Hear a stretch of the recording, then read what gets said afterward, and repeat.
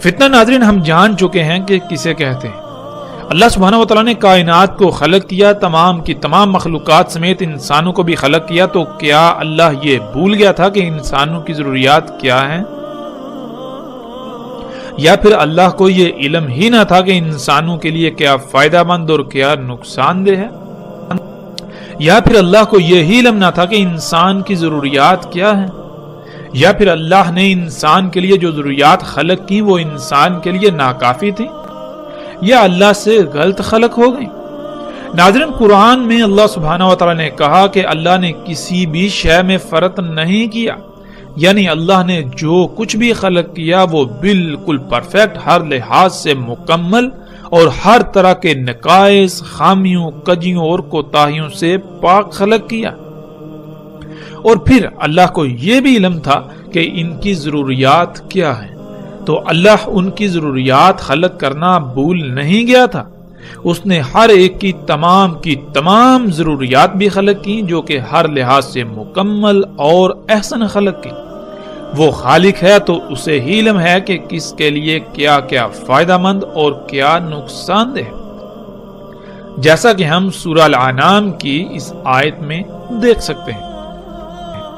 اور نہیں زمین میں وہ جتنے بھی حرکت کرنے والے جاندار ہیں، اور نہ ہی فضا میں تیرنے والے جو اپنے پروں سے فضا میں تیرتے ہیں، مگر وہ یعنی دنیا کا نظام چلانے کے لیے کسی نہ کسی ذمہ داری کو پورا کرنے کے لیے منظم ترین گروہ ہیں، بالکل اسی طرح جیسے تم ہو، یعنی انسان۔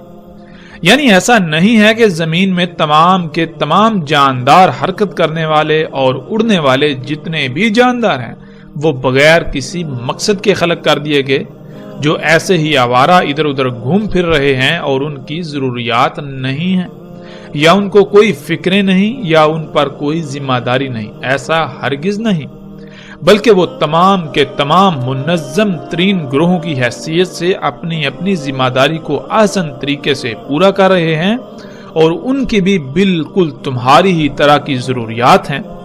تو کیا تم نے کبھی ان کو ایسا کرتے دیکھا جیسا تم کر رہے ہو؟ یعنی جیسے تم اللہ کے ہر کام میں مداخلت کر رہے ہو اور عذر یہ پیش کرتے ہو کہ تم اپنی ضروریات خلق کر رہے ہو، کیا وہ مخلوقات ایسا کر رہی ہیں؟ وہ ایسا کیوں نہیں کر رہی؟ کیا ان کی ضروریات نہیں؟ کیا ان کو حاجات لاحق نہیں جیسے تم کو ہیں؟ جب ان کو بھی ضروریات و حاجات لاحق ہیں بالکل اسی طرح جیسے تمہیں ہیں، تو پھر وہ ایسا کیوں نہیں کر رہی جیسا تم کر رہے ہو؟ بلکہ وہ تو اپنی ذمہ داری کو پورا کرنے میں مصروف ہیں، تاکہ کائنات میں کوئی خرابی پیدا نہ ہو، ان کی لاپرواہی سے کائنات کے نظام میں کوئی رکاوٹ پیدا نہ ہو۔ ان کو کیوں ایسا کرنے کی ضرورت پیش نہیں آئی؟ آگے اللہ سبحانہ و تعالیٰ اس کا جواب یوں دیتے ہیں، نہیں فرق کیا ہم نے کتاب میں، یعنی کائنات میں کسی بھی شے سے۔ مطلب یہ کہ اللہ نے جو کچھ بھی خلق کیا وہ بالکل پرفیکٹ، ہر لحاظ سے مکمل اور ہر طرح کے نقائص، خامیوں، کجیوں اور کوتاہیوں سے پاک خلق کیا۔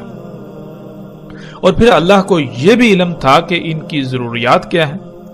تو کیا اللہ ان کی ضروریات خلق کرنا بھول گیا؟ نہیں، اللہ ان کی ضروریات خلق کرنا نہیں بھولا۔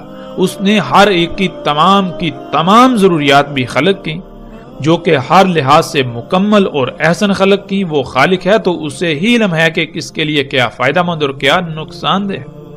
تو اس کے باوجود جب تم ایسا کر رہے ہو تو پھر ایسا ہرگز نہیں کہ تم یہ سب کرتے رہو اور کوئی تم سے اس بارے میں پوچھے گا نہیں، بلکہ جان لو پھر ان کے رب کی طرف ہی اکٹھا کیا جانا ہے۔ یعنی تمہیں یہاں جو ایک محدود متعین مدت دی گئی ہے، جیسے ہی یہ ختم ہوگی تو تمہیں ان مخلوقات کے رب کی طرف اکٹھا کیا جائے گا۔ تب تم سے پوچھا جائے گا کہ کیا تمہارے رب نے تمہاری ضروریات خلق نہیں کی تھی، جو تم کو خود سب کچھ خلق کرنا پڑا؟ کیا تمہارے رب نے کوئی کوتاہی کر دی تھی؟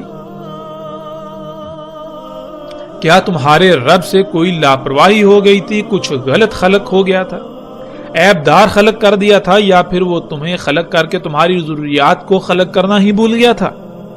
تمہاری ان حرکتوں کی وجہ سے کائنات میں جو فساد ہوا، جو خرابیاں ہوئیں، اور ان کی وجہ سے جو تباہیاں آئیں، جو باقی مخلوقات کو، اللہ کے عباد کو قناعت کرنا پڑی، ان کو مصائب و آزمائشوں کا سامنا کرنا پڑا، آج تمہیں ایک ایک رائے کا حساب دینا ہوگا اور اس کے نتائج کو بھگتنا ہوگا۔ ناظرین، اللہ نے مخلوقات کو خلق کیا تو کیسے، اور ان کی ضروریات کو کیسے خلق کیا؟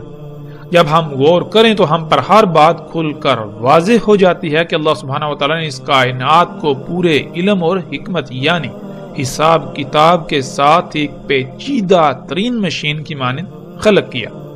مخلوقات کی ضروریات بھی اسی نظام سے یہ خلق ہوتی ہیں جسے ہم فطرت کہتے ہیں۔ فطرت پر قائم ہونا تھا، یہ اصل شے تھی، اصل دین تھا، دنیا میں آنے کا اصل مقصد و امتحان تھا۔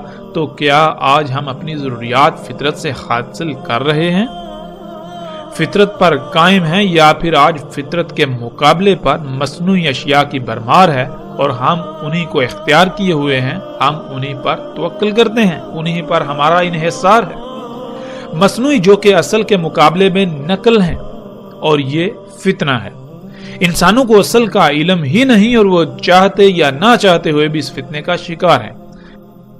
اپنا رب دجال کو بنائے ہوئے ہیں، اور جب کسی پر یہ بات واضح ہو جاتی ہے، یہ دجل چاک ہو جاتا ہے اور وہ اللہ سبحانہ و تعالیٰ کے ساتھ مخلص ہوتا ہے، یوں اس کے نزدیک اس دجال کا قتل ہو جاتا ہے، یعنی اس پر یہ دھوکہ واضح ہو جاتا ہے کہ یہ سب مصنوعی اشیاء جو فطرت کی ضد ہیں، یہ انسان کے لیے یعنی میرے لیے مسیحا نہیں، فائدہ مند نہیں، بلکہ دنیا اور آخرت میں میری تباہی کا سبب ہے۔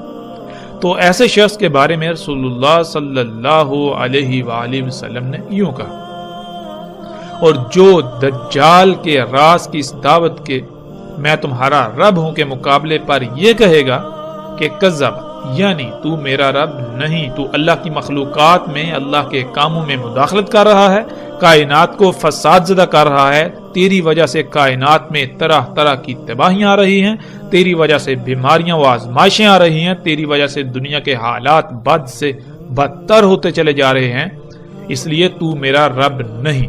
پہلے میں نے تجھے اپنا رب بنایا ہوا تھا اس وجہ سے کیونکہ مجھ پر یہ سارا حق واضح نہیں تھا، میں تیرے دجل کا شکار تھا، اس لیے اب میرا رب اللہ ہے، یعنی میں اپنی ضروریات انسان کی خلق کردہ ان مصنوعی اشیاء سے پوری نہیں کروں گا، میں خود کو فطرت کی بجائے ان مصنوعی اشیاء کا محتاج نہیں بناؤں گا، بلکہ میرا رب اللہ ہے، یعنی میں اپنی تمام تر ضروریات فطرت سے پوری کروں گا، خود کو فطرت پر قائم کروں گا اور اپنی حاجات و ضروریات کو پورا کرنے کے لیے اسی پر انحصار کروں گا، یعنی اسی پر توکل کروں گا۔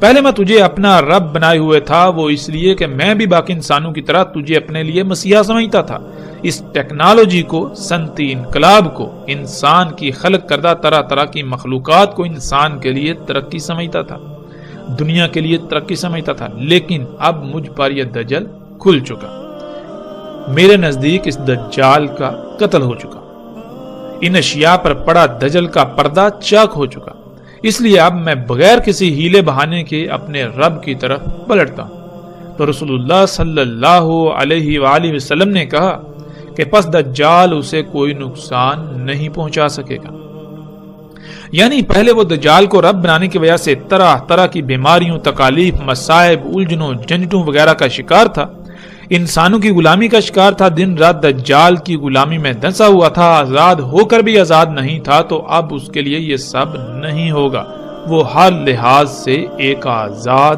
اور اللہ سبحانہ و تعالیٰ کا غلام شخص ہوگا۔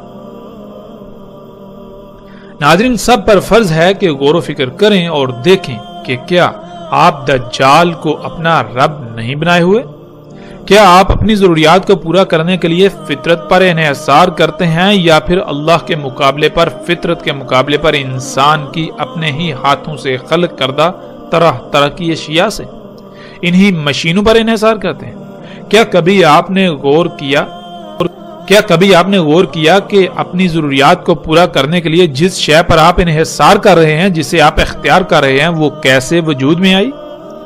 اس کی تخلیق سے کائنات میں کس قدر فساد ہوا، کتنی مخلوقات کا قتل عام ہوا اور زمین و آسمانوں میں اللہ کے قائم کردہ میزان میں کتنا خسارہ ہوا، کس قدر فساد ہوا۔ غور کیجئے اس سے پہلے کہ دیر ہو جائے۔ آج آپ کے پاس وقت ہے، جب یہی وقت ختم ہو جائے گا تو پھر سوائے پچھتاوے کے کچھ نہ رہے گا۔ دجال کے راز کو پہچانے یہ دن رات کیا دعوت دیتا ہے؟ کسی اپنا رب بنانے کی طرف دعوت دیتا ہے،